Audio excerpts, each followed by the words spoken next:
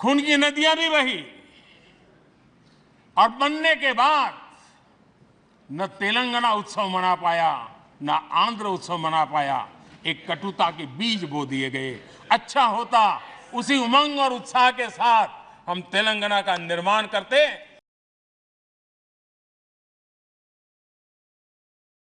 हमारे नरसिम्हा राव जी, वो तो बिस्तरा गोल करके घर जाने की तैयारी कर रहे थे, निवृत्ति की घोषणा कर चुके थे। लेकिन यही लोकतंत्र की ताकत देखिए, सदन की ताकत देखिए, वो प्रधानमंत्री के रूप में 5 साल हमारी सेवा कर।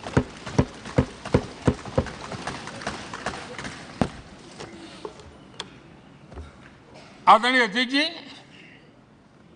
सबकी सहमति से कठिन कार्य होते हुए हमने देखे हैं। 2000 की साल थी, अटल जी की सरकार थी। इसी सदन ने 3 राज्यों का गठन सर्वस्वीकृति से किया और बड़े उमंग उत्साह से किया। जब छत्तीसगढ़ की रचना हुई तो उत्सव छत्तीसगढ़ ने भी मनाया, उत्सव मध्य प्रदेश ने भी मनाया। जब उत्तराखंड की रचना हुई तो उत्सव उत्तराखंड ने भी मनाया, उत्सव उत्तर प्रदेश ने भी मनाया। जब झारखंड की रचना हुई तो उत्सव झारखंड ने भी मनाया, उत्सव बिहार ने भी बताया। ये हमारे सदन का सामर्थ्य, सब सहमति का वातावरण बना करके। लेकिन कुछ कड़वी यादें वो भी हैं कि तेलंगाना के हक को दबोचने के लिए भारी प्रयास हुए।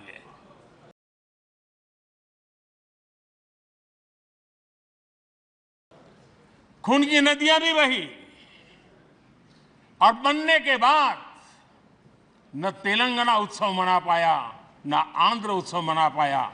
एक कटुता के बीज बो दिए गए।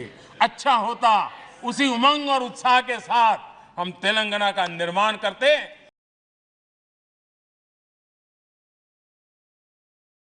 तो एक नई ऊंचाई पर आज तेलंगाना पहुंच चुका होता।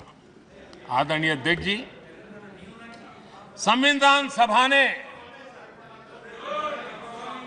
आदरणीय अध्यक्ष जी, इस सदन की परंपरा रही है। संविधान सभा ने उस समय अपना दैनिक भत्ता 45 रुपये से कम करके 40 कर दिया था।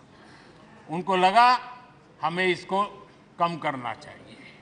आदरणीय अध्यक्ष जी, यही सदन है कैंटीन में मिलने वाली सब्सिडी, जो बहुत कम पैसे में खाना मिलता था, इसी सदस्यों ने उस सब्सिडी को भी खत्म कर दिया और पूरा पैसा देकर के अब कैंटीन में खाते हैं।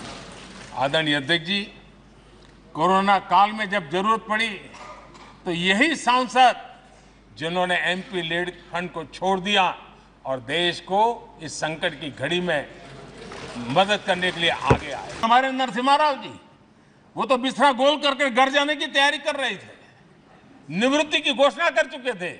लेकिन यही लोकतंत्र की ताकत देखिए, सदन की ताकत देखिए, वो प्रधानमंत्री के रूप में 5 साल हमारी सेवा कर।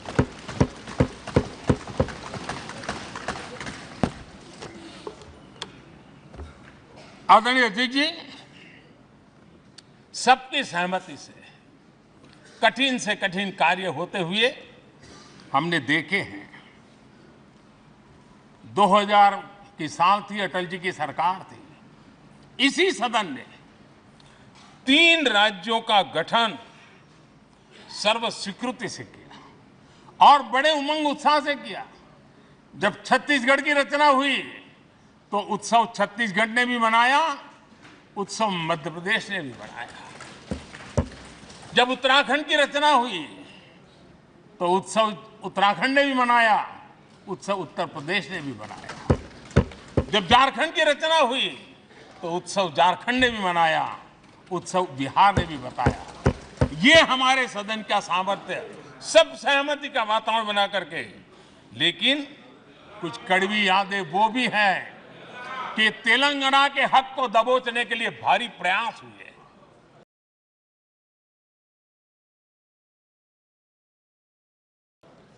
खून की नदियां भी बही और बनने के बाद न तेलंगाना उत्सव मना पाया, न आंध्र उत्सव मना पाया। एक कटुता के बीज बो दिए गए। अच्छा होता उसी उमंग और उत्साह के साथ हम तेलंगाना का निर्माण करते,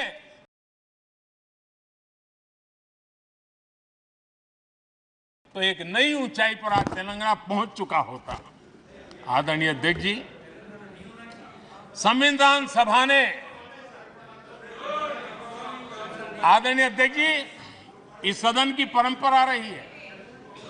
संविधान सभा ने उस समय अपना दैनिक भत्ता 45 रुपये से कम करके 40 कर दिया था। उनको लगा हमें इसको कम करना चाहिए। आदरणीय अध्यक्ष जी, यही सदन है कैंटीन में मिलने वाली सब्सिडी, जो बहुत कम पैसे में खाना मिलता था, इसी सदस्यों ने उस सब्सिडी को भी खत्म कर दिया और पूरा पैसा देकर के अब कैंटीन में खाते हैं। आदरणीय अध्यक्ष जी, कोरोना काल में जब जरूरत पड़ी तो यही सांसद जिन्होंने एमपी लीड फंड को छोड़ दिया और देश को इस संकट की घड़ी में मदद करने के लिए आगे आए। जो नया विश्वास पाया है उसको लेकर जाने का है।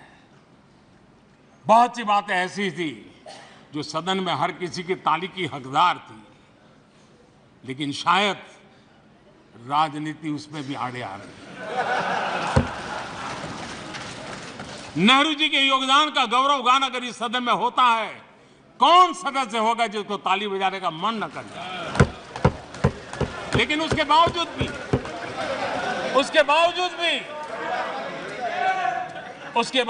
भी देश के लोकतंत्र के लिए बहुत जरूरी है हम सब ने अपने यहां सोच लें। आदरणीय अध्यक्ष जी,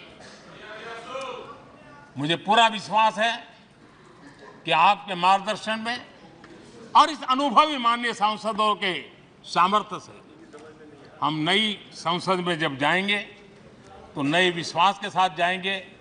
मैं फिर एक बार, आज पूरा दिवस आपने इन पुरानी स्मृतियों को ताज़ा करने के लिए दिया, एक अच्छे वातावरण में सबको याद करने का मौका दिया।